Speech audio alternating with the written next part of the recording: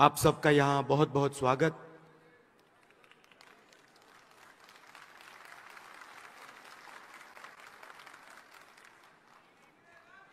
मैं आपके भाषण सुन रहा था।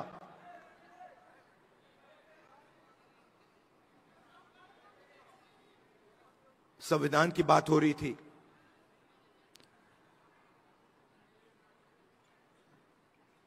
और जब हम इस किताब को देखते हैं,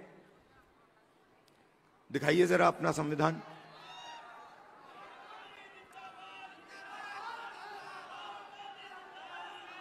ये देखिए, जैसे ये अचानक संविधान इस हॉल के कोने कोने तक पहुंच गया, वैसा ही हम हिंदुस्तान में करना चाहते हैं। मगर हमारे लिए ये सिर्फ एक किताब नहीं है।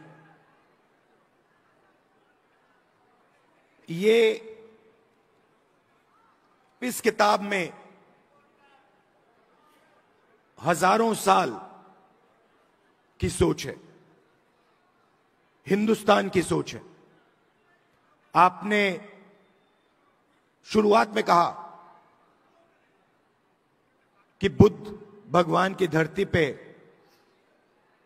आप स्वागत कर रहे हो। बुद्ध भगवान की आवाज इस संविधान में है।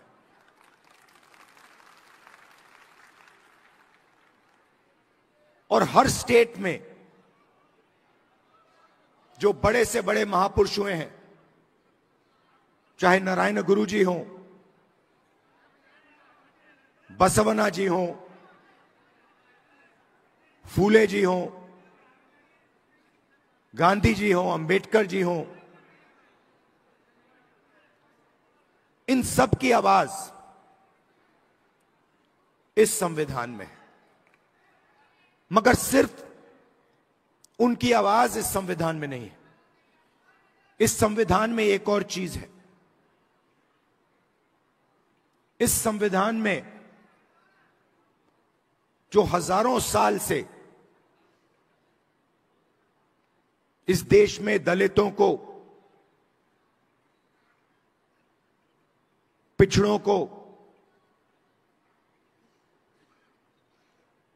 आदिवासियों को, उनके खिलाफ जो अन्याय किया गया,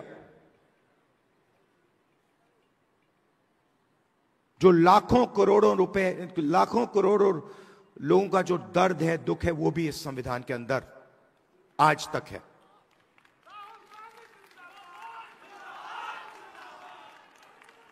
और इस संविधान ने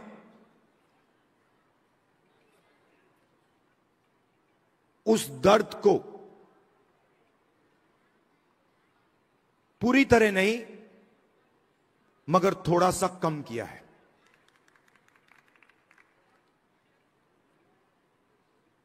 आज मैं यहां जब आ रहा था,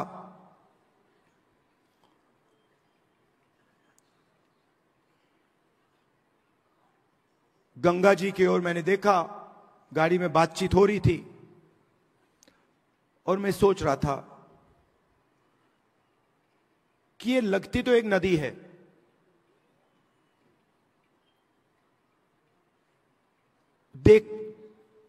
मैं इसको देख रहा हूं,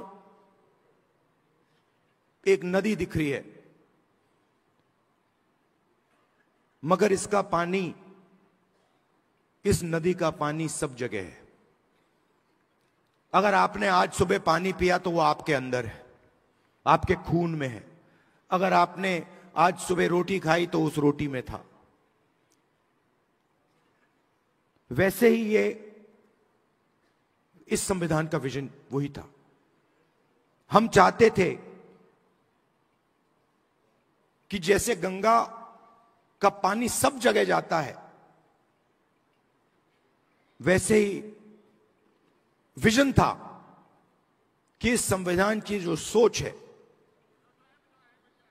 वो हिंदुस्तान के कोने कोने में, हिंदुस्तान के हर व्यक्ति के अंदर, हर संस्था के अंदर जैसे गंगा का पानी जाता है वैसे जाए।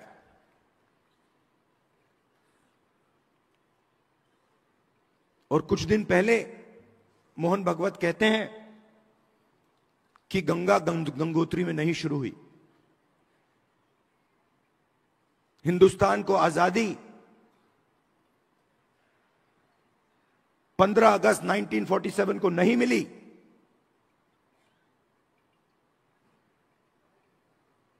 बाद में मिली। तो अगर मोहन भागवत कह रहे हैं कि 15 अगस्त 1947 को आजादी नहीं मिली,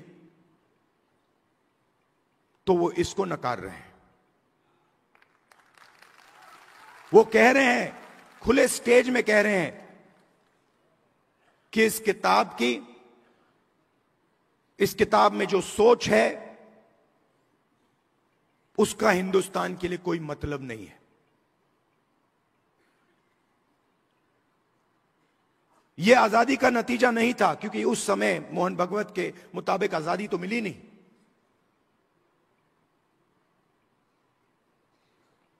और इसकी सोच को, अंबेडकर जी की सोच को, गांधी जी की सोच को, बुद्ध भगवान की सोच को, फूले जी को सोच को वो मिटाने लगे हैं। हिंदुस्तान की हर संस्था से, हर इंस्टीट्यूशन से, फाइनेंशियल सिस्टम से, इकोनॉमिक सिस्टम से, पॉलिटिकल सिस्टम से, सोशल स्ट्रक्चर से मिटा रहे हैं उसको। आप मुझे बताओ, इस किताब में कहां लिखा है कि हिंदुस्तान का पूरा धन 2-3 आदमियों के हाथ में जाना चाहिए? कहां लिखा है इस किताब में?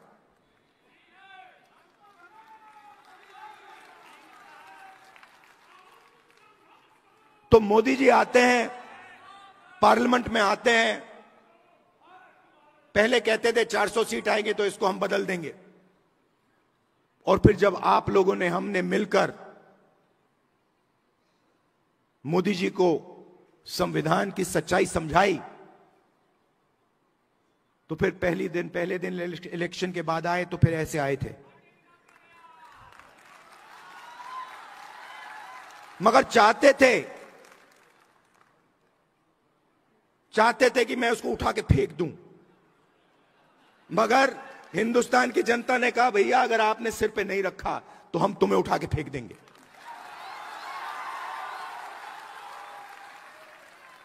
तो इसलिए प्रधानमंत्री ने इसको यहां रखा, मत्था टेका, अंदर चले गए और फिर अपना काम फिर से शुरू कर दिया। मैं आपको 2-3 आंकड़े देना चाहता हूं।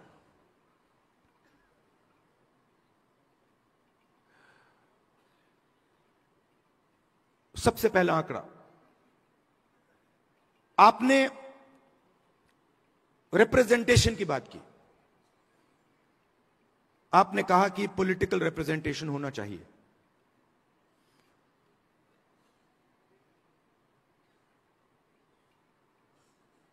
आज के हिंदुस्तान में एमएलए के पास, मेंबर ऑफ पार्लियामेंट के पास कोई पावर नहीं है। मैं मिलता हूं लोकसभा में बीजेपी के पिछड़े वर्ग के एमपी से, दलित एमपी से, आदिवासी मेंबर ऑफ पार्लियामेंट से। वो मुझे कहते हैं, भैया हमें पिंजरे में बंद कर यहां टांग रखा है।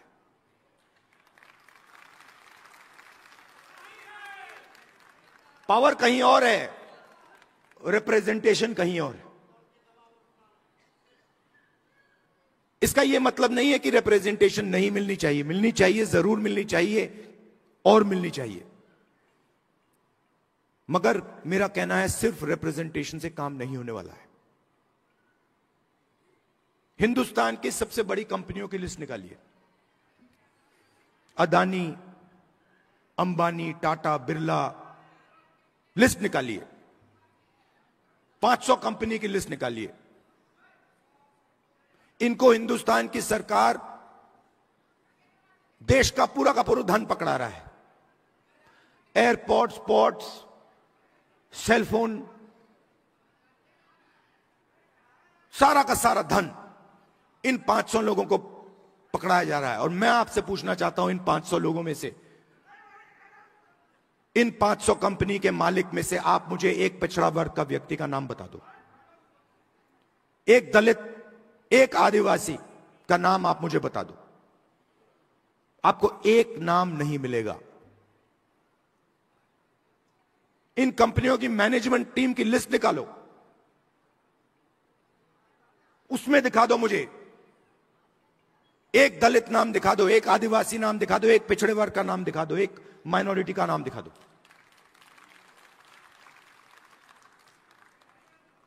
मीडिया में देखिए, एंकर्स की लिस्ट निकालिए, मालिकों की लिस्ट निकालिए। 20-25 कंपनियां, मीडिया की कंपनियां पूरा नैरेटिव बनाती हैं, हिंदुस्तान का नैरेटिव बनाती हैं। उसमें किसान की कभी बात नहीं होगी, पिछड़ों की कभी बात नहीं होगी, दलितों की बात नहीं होगी, मजदूर की बात नहीं होगी।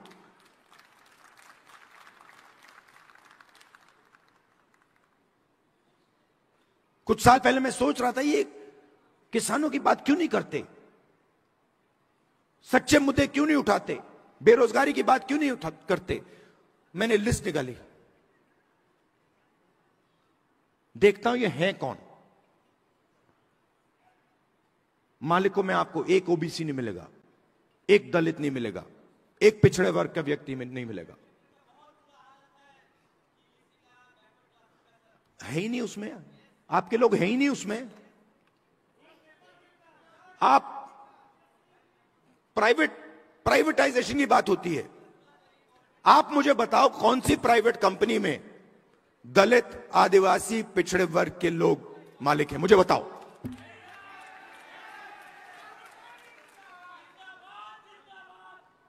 मैं कल कुछ दिन पहले रात को एम्स गया। मेट्रो स्टेशन में लोग, वहां 600-700 लोग लेटे हुए हैं। किसी को कैंसर हुआ है, दिल की बीमारी है, वाल्व नहीं काम कर रहा, सांस नहीं ले पा रहे हैं, टॉयलेट नहीं वहां पे, खाने को नहीं है, प्राइवेट अस्पताल में जा नहीं सकते।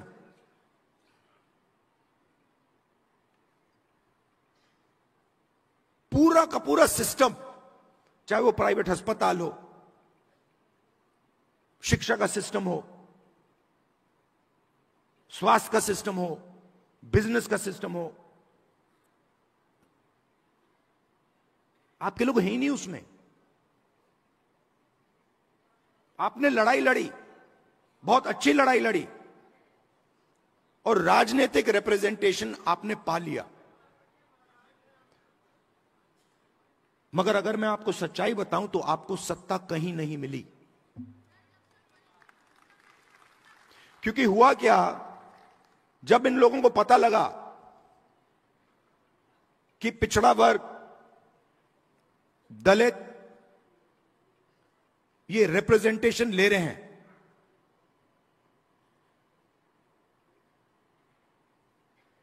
तो इन्होंने रिप्रेजेंटेशन आपको दे दी, मगर पावर कहीं और ले गए।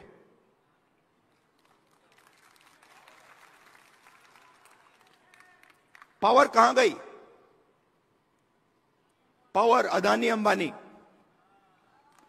पावर आरएसएस, हर संस्था में अपने लोगों को डाल देते हैं। मैंने लिस्ट बनाई, आरएसएस के जो अपॉइंटीज हैं, हजारों अपॉइंटीज होते हैं सरकार में, बोर्ड, कॉर्पोरेशन, गवर्नर, हजारों होते हैं। मैंने लिस्ट निकाली, ये आरएसएस सत्ता के सिस्टम में किसको डाल रहा है। उसमें आपको एक पिछड़े वर्ग का नहीं मिलेगा, एक दलित नहीं मिलेगा, एक आदिवासी नहीं मिलेगा।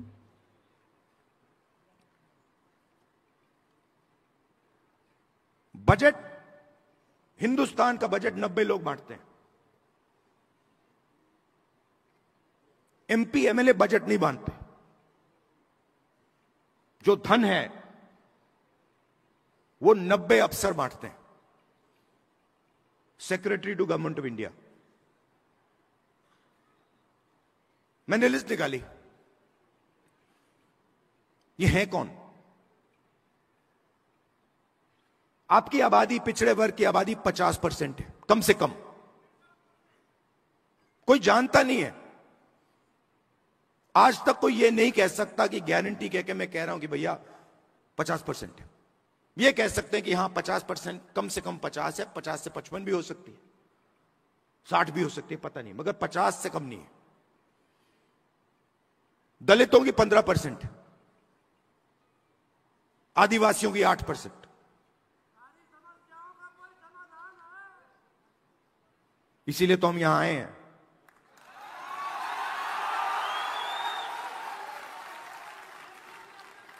तो तकरीबन 90% दलित, आदिवासी, पिछड़े वर्ग के लोग माइनॉरिटी हैं।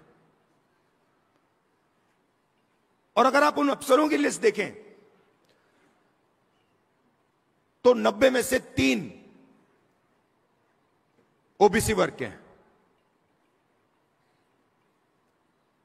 आपकी आबादी 50%, 90 में से 3 आपके। और अगर हिंदुस्तान की सरकार 100 रुपए खर्च करती है बजट में, 100 रुपए बांटती है, तो ओबीसी अफसर 5 रुपए का निर्णय लेते हैं। आबादी 50%, बजट में भागीदारी 5%। दलित 15%, उनके भी 3 अफसर, 100 रुपए बंटते हैं, 1 रुपया उनका अफसर निर्णय लेता है, 1 रुपए का। आदिवासी 8%, 8% आबादी, 100 रुपए में से 10 पैसे की भागीदारी। तो अब आप सब मिला लो, सब मिलाकर 100 रुपए में से 6 रुपए 10 पैसे का निर्णय आप लोग लेते हो। माइनॉरिटी भी उसमें ही है, वो भी उसी में है। तो आपकी भागीदारी 6%, 7%, 8%, आपकी आबादी 90%। प्राइवेट सेक्टर में पूरा का पूरा धन 200 लोगों को जा रहा है, उसमें आपका एक आदमी नहीं। एम्स के सामने आपके लोग मर रहे हैं, मगर प्राइवेट अस्पतालों के मालिक की लिस्ट निकालिए, आपका एक आदमी नहीं उसमें। आपके बच्चे लाखों रुपए देते हैं प्राइवेट एजुकेशन इंस्टीट्यूशंस में पढ़ने के लिए, उनकी मालिकों की लिस्ट निकालिए, आपका एक आदमी नहीं उसमें। जीएसटी कौन देता है? आप देते हो। बजट में पैसा कहां से आता है? आसमान से थोड़ी टपकता है। बजट में पैसा, जीएसटी का पैसा आता है, जीएसटी का पैसा आप देते हो।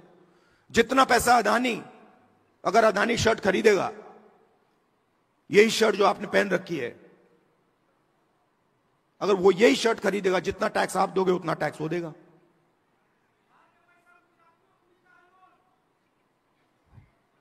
तो हो क्या रहा है? आप मेहनत कर रहे हो, आप जीएसटी दे रहे हो, आपके जेब में से पैसा निकलता है, महंगाई बढ़ती है, आपका पैसा कहां जाता है? प्राइवेट अस्पताल में जाता है, प्राइवेट यूनिवर्सिटियों में जाता है, सीधा ट्रांसफर हो रहा है।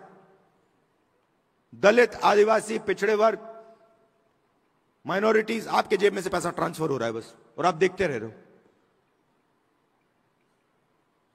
यह प्रॉब्लम है। अब पहला कदम हमारे लिए क्या है, मैं आपको बता देता हूं। पहला कदम हमें यह पता लगाना है कि सच्ची स्थिति क्या है। सच्ची सिचुएशन क्या है? जाति जनगणना, और हम छोड़ने वाले नहीं है। और ये बिहार वाला जाति जनगणना नहीं, ये फेक जो जाति जनगणना इन्होंने किया है लोगों को बेवकूफ बनाने वाला, ये नहीं। और जाति जनगणना के बाद आप क्या एक्शन लेंगे वो सबसे जरूरी है। जाति जनगणना क्या है? जाति जनगणना एक्सरे जैसा है। किसी को चोट लगती है, डॉक्टर के पास जाता है, कहते हैं डॉक्टर मेरे हाथ में दर्द है। डॉक्टर एक्सरे करता है, कहता है हां हाथ टूटा हुआ है। तो जाति जनगणना एक्सरे एमआरआई जैसी चीज है। उससे दूध का दूध, पानी का पानी हो जाएगा। सबको पता लग जाएगा हमारी आबादी इतनी है, भागीदारी इतनी है। मगर उसके बाद जाति जनगणना के बेसिस पे पॉलिसी बननी चाहिए। तो हमारा विजन क्या है कि हिंदुस्तान का पूरा जो सिस्टम है जो कोलैप्स कर रहा है। क्यों कोलैप्स कर रहा है? क्योंकि अन्याय है। गरीब लोगों के पास रोजगार नहीं है, किसान को सही आमदनी नहीं मिलती, मजदूर को सही कॉम्पेंसेशन नहीं मिलती। क्यों? क्योंकि पूरा का पूरा धन वही 10-15 लोगों के हाथ में जा रहा है। तो एक बार जाति जनगणना होगा, हमें पता लग जाएगा कि किसकी कितनी आबादी है और हिंदुस्तान के सिस्टम में उसकी कितनी भागीदारी है।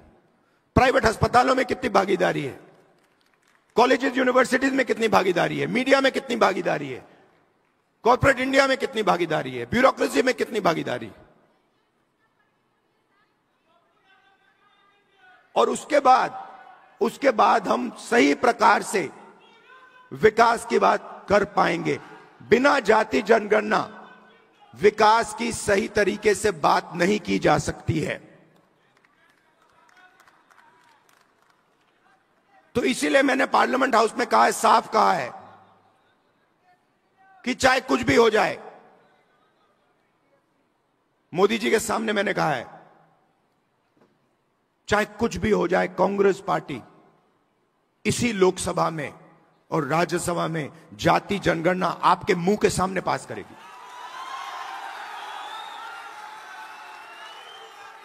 और हमने यह भी कहा है कि जो दीवार बना रखी है 50% रिजर्वेशन की दीवार,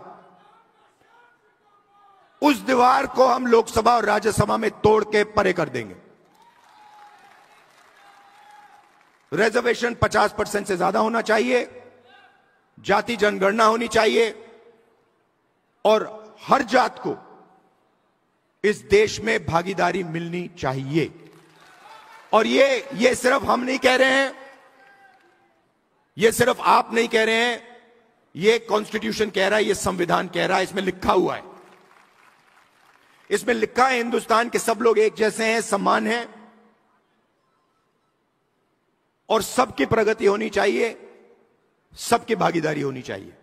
तो हम कॉन्स्टिट्यूशन के लिए, संविधान के लिए लड़ रहे हैं, संविधान की रक्षा कर रहे हैं और इसकी सोच को हम पूरे देश में फैला रहे हैं। और लड़ाई, मैंने पार्लियामेंट में भाषण में साफ बोली, लड़ाई संविधान और मनुवाद के बीच में है। एक तरफ समानता, एकता, दूसरी तरफ नफरत और हिंसा। और मैं ये आपसे कहने आया हूं, जो आपने कहा कि राजनीतिक नुकसान होगा तो भी मैं ये काम करूंगा, मुझे कोई फर्क नहीं पड़ता है। जितना नुकसान हो वो सब हो जाए, मुझे कोई फर्क नहीं पड़ता। ये काम मैं करके छोड़ूंगा। आप सब यहां आए, इसके लिए दिल से आपका बहुत बहुत धन्यवाद। और ये जो मैसेज है आप गांव गांव में फैलाइए, संविधान का मैसेज, जाति जनगणना का मैसेज और 50% रिजर्वेशन की दीवार को तोड़ने वाला मैसेज। धन्यवाद, नमस्कार, जय हिंद।